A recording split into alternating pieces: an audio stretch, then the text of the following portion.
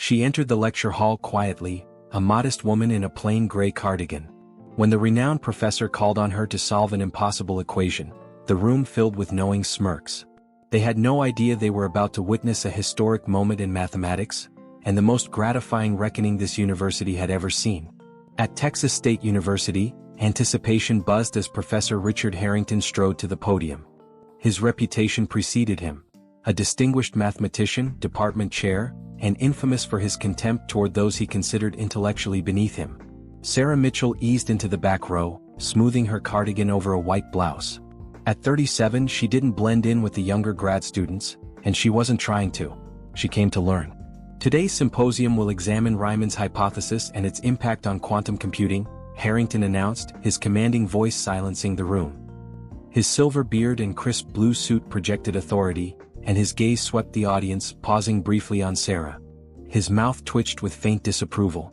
She recognized that look. She'd seen it 3 years ago when she applied for a maintenance job at this very university.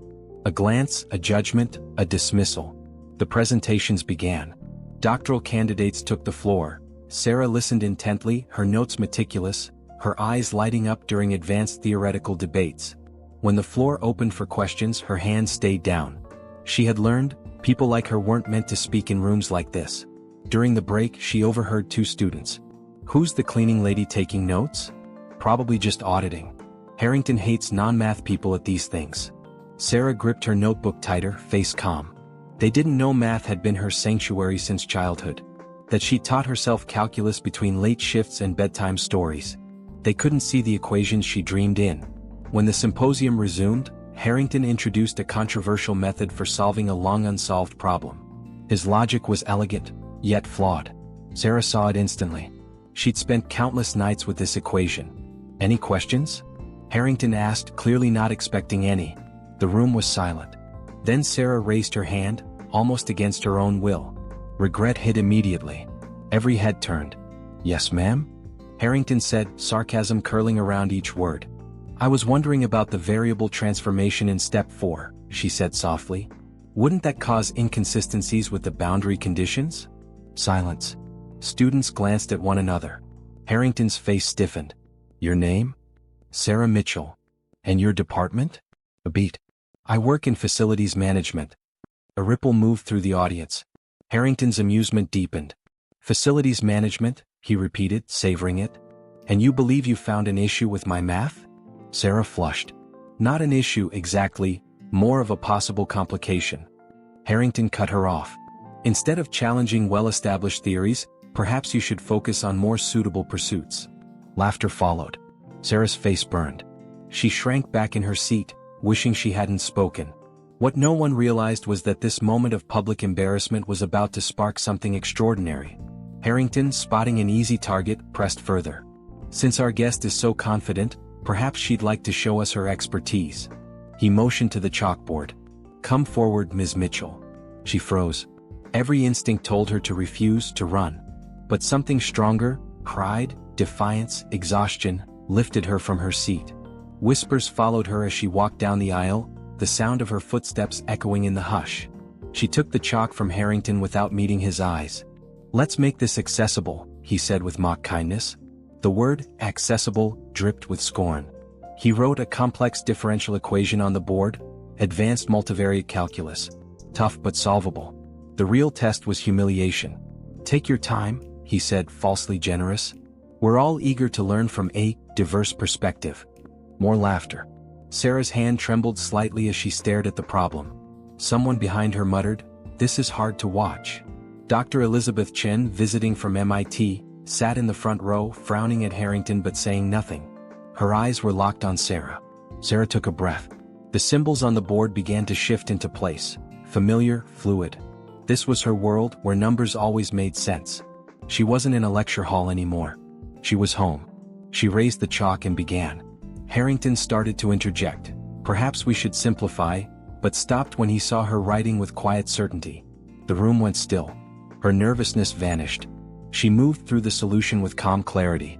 After 2 minutes of silence, she stepped back, chalk down.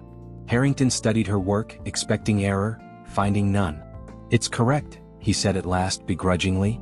though anyone with basic training could have managed it. Dr. Chin exchanged a glance with a colleague, intrigued. Harrington, not ready to lose, erased the board. "Let's try something more challenging," he said, his voice tight. He wrote a new equation, one unfamiliar to Sarah. Not standard material. This was cutting-edge theory, the kind found in elite journals. "This problem touches on quantum encryption," Harrington told the room, eyes locked on Sarah. "If you'd prefer to return to your seat, we'd understand." A dare. A trap. The room held its breath. Sarah didn't sit down. She picked up the chalk again. The equation was different. Dense, abstract, with symbols she'd never seen. Doubt crept in. Maybe she had crossed a line. Maybe Harrington was right about where she belonged. The silence in the lecture hall deepened, stretching with every second.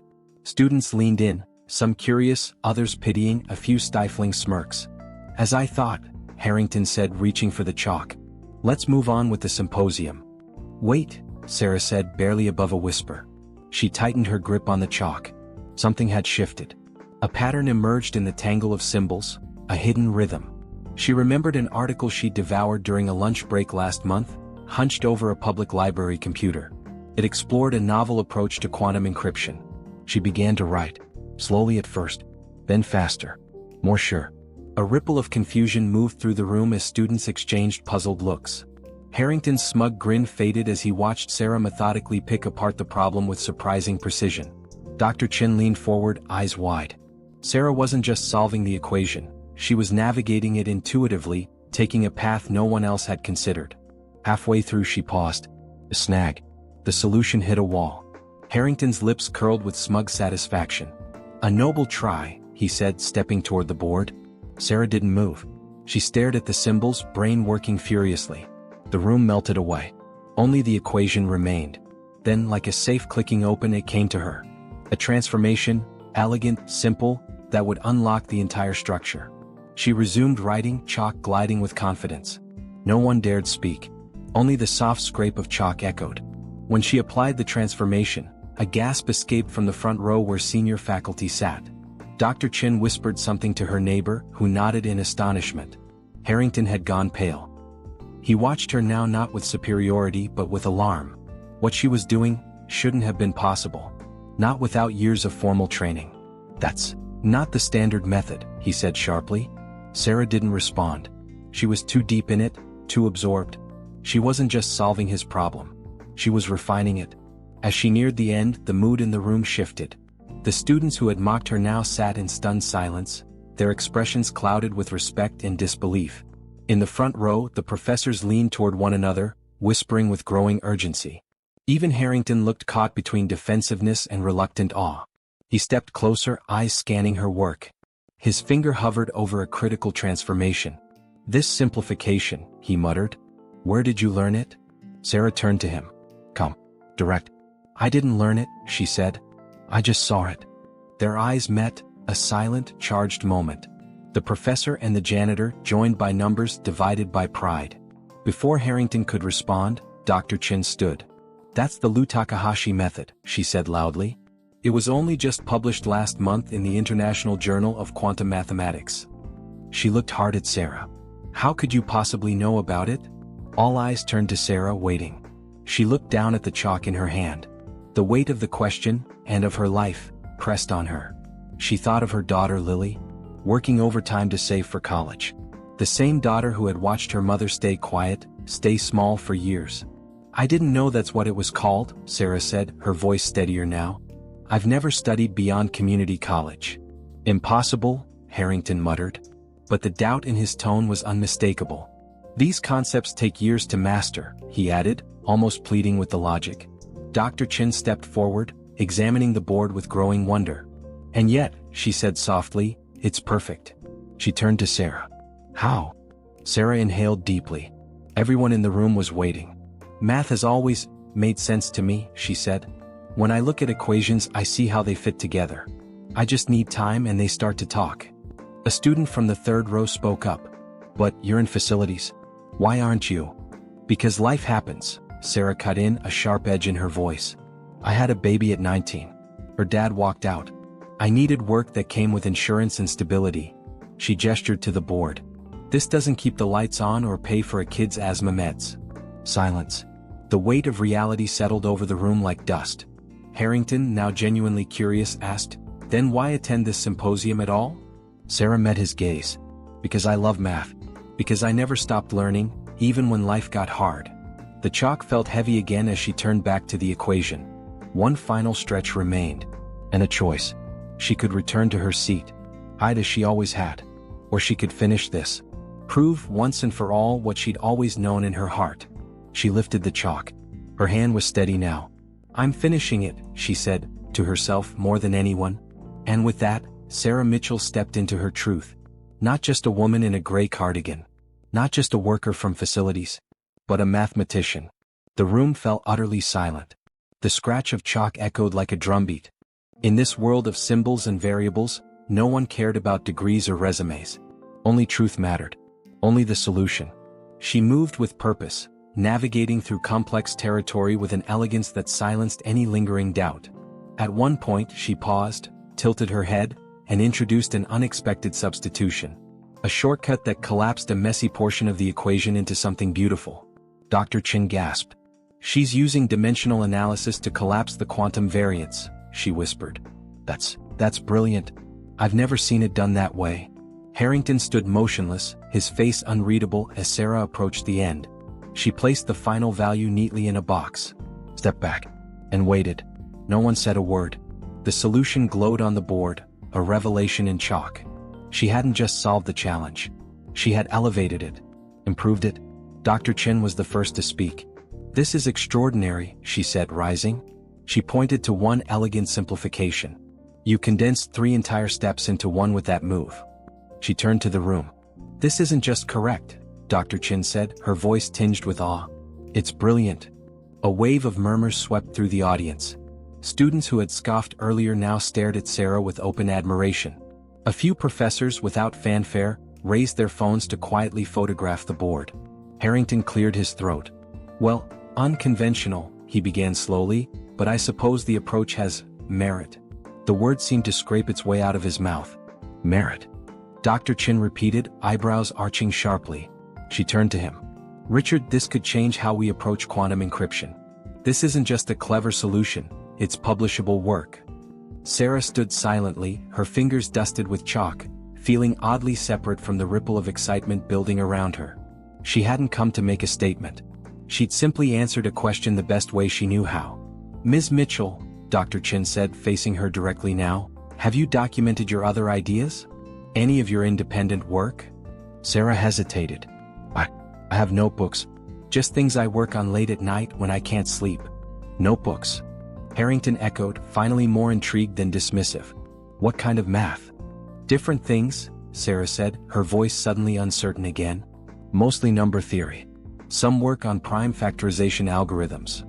Dr. Chin and Harrington exchanged a quick, startled glance. Prime factorization. Core to encryption and one of the most advanced frontiers in applied math.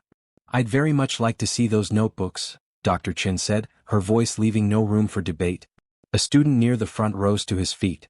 "That was the most incredible thing I've ever seen," he said, and began to clap. Others followed. The applause spread, hesitant at first, then thunderous. Sarah's cheeks flushed, this time with something closer to pride than shame. She hadn't been trying to win anyone over. Yet here they were, standing for her. Across the hall, she locked eyes with a young woman sitting alone in the back row, someone who had watched in still silence through the entire event. The woman nodded, a quiet, reverent acknowledgement that made Sarah's throat tighten. In that moment, Sarah understood. This wasn't just about math anymore. She had been seen, not just noticed but recognized. Not just for her intellect but for her existence. The applause faded, but something in the room had permanently shifted. For everyone who witnessed what happened, the boundaries of expectation had been redrawn. The symposium had officially ended over an hour ago, yet the lecture hall remained packed. Sarah was surrounded, grad students, professors, researchers, all eager to ask her questions. Dr. Chin stayed at her side almost like a shield. "Your instinctive grasp of multidimensional analysis is extraordinary," a quantum computing specialist told her. "Have you considered pursuing a degree?" Sarah gave a small, bittersweet smile. "Considered? Yes. Afforded? Never."